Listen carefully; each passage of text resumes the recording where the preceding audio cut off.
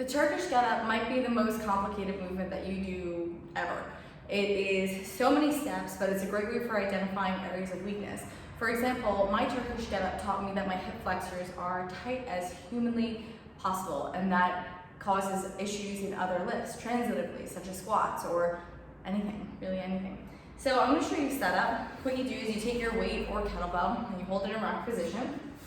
And the way that we start this movement is you lay on your side, like so. The arm that is going up is going to be your dominant leg. So I'm going to cradle this kettlebell and roll onto my back.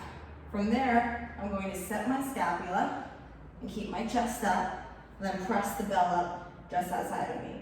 A big part of this movement is creating space. So what I'm going to do here is I'm going to activate my ankles and press out into a starfish pattern. You can see I'm losing a little bit of space here, so I'm going to wiggle over just a touch.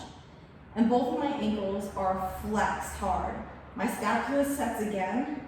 My bell is up in a straight line from my arm. And I put my other hand out in the same line as my leg, creating that star pattern.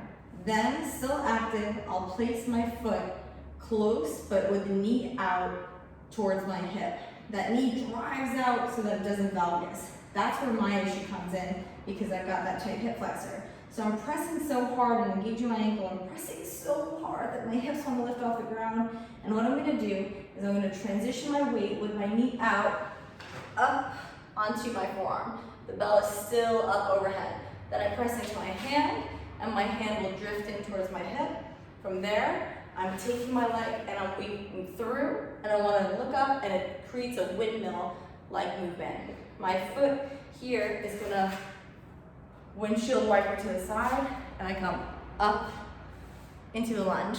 And then I do that same movement in reverse. So what you can do is you can forward the video and come back down. What most people do, where they create an issue, what I do is a couple of things. So I'll show you without the kettlebell.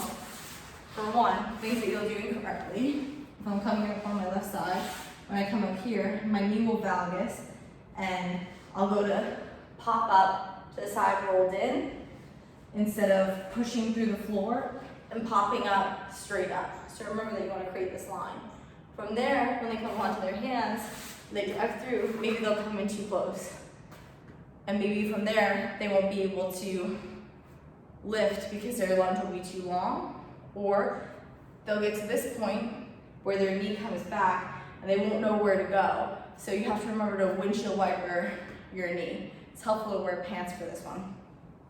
You're going to do each side for a given amount of repetitions. Remember that on the way down, when you come down, you always come back into the starting position. The reason for it is that as you're transitioning sides, you're going to halo your weight overhead to the opposite side.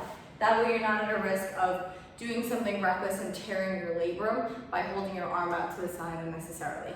I hope this one helps. Have fun doing it. It's